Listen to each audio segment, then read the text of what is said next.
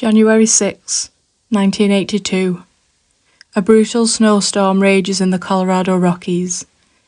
2 women vanish on the same night.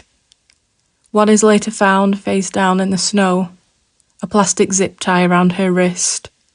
The other, months later, with a single orange sock on her foot.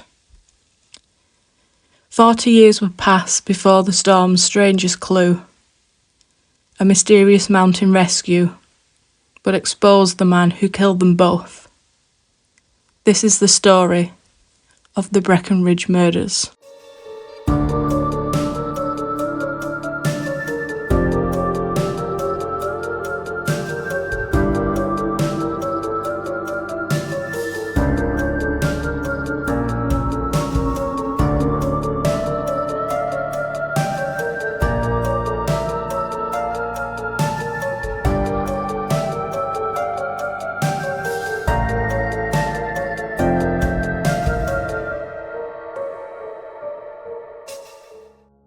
Breckenridge, Colorado, 1982.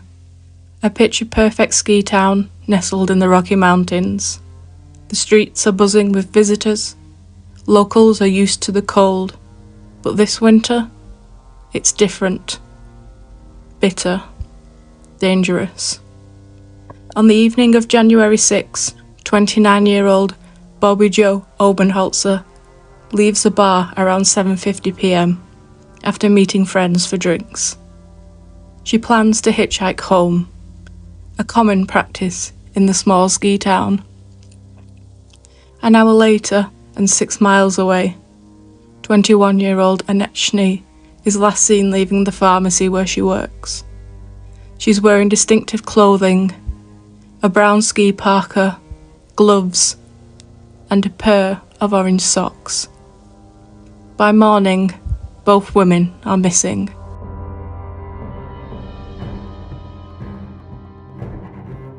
The next day, January 7th, 𝖒𝖊𝖉𝖎𝑆 husband Jeff finds her glove near their driveway. Searchers follow the trail, eventually discovering Bobby's body off a snowy mountain pass. She's face down. There's blood in the snow. She's been shot in the chest and head. Her backpack lies nearby with the straps cut. A plastic zip tie dangles from one wrist. And the orange sock found near her body? That doesn't belong to her. Police suspect the sock came from another victim, but without another body, it's just a theory. Meanwhile, 𝖒𝖊𝖉𝖎𝖆 is still missing. Weeks turn to months. The town reels. Locals grow paranoid. Women stop hitchhiking. And Jeff, 𝖒𝖊𝖉𝖎𝑆 husband, is eyed with suspicion. Flyers and TV segments beg for tips, but the trail goes cold.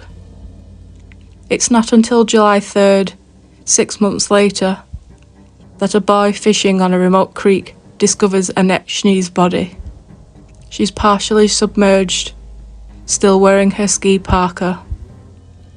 She too has been shot, and in her boot is the matching orange sock.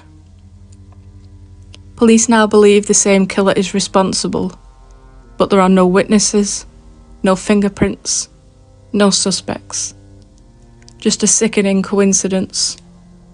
Both women vanished on the same night. That same January night in 1982, around midnight, emergency responders receive a bizarre call. A man named Alan Lee Phillips has flashed his headlights from a snowdrift at 11,000 feet. He claims he got stuck trying to drive over a treacherous mountain pass. Rescuers risked their lives to pull him out during the storm. Everyone thinks it's just a weird rescue, but when investigators look back 40 years later, something doesn't add up. Why would Phillips be on that road in the middle of a storm? Why drive over the pass at midnight when it was closed? And most chilling, Why was he so close to where Bobby Joe was found, just hours after her death? For decades, the Breckenridge murders remained unsolved. In the early 2000s, cold case detectives resubmitted evidence for DNA testing. One key item: the zip tie on Bobby Joe's wrist. By 2020, genetic genealogy, similar to what caught the Golden State Killer, had advanced enough to identify a suspect: Alan Lee Phillips. In 2021, police arrested him outside his home in Colorado. He was now in his 70s, a grandfather living quietly, but the DNA told another story. Ballistics matched the bullets, DNA matched the zip tie, and the orange sock that placed him at both murder scenes. In 2022, Phillips stood trial for the murders of 𝖒𝖊𝖉𝖎 and Bobby Joe Oberholzer. Prosecutors laid out the evidence: his bizarre rescue, the zip tie, ballistics, and the unmatched orange sock. The jury found him guilty and he was sentenced to life in prison. But in 2023, just 1 year later, Alan Lee Phillips died behind bars. No cause of death was publicly released. The Breckenridge murders are a haunting reminder that the smallest clues, a glove, a zip tie, a sock, can unravel the darkest secrets. This case also highlights the strange intersection of chance and consequence. A mountain rescue, long seen as heroic, turned out to be the killer's own undoing.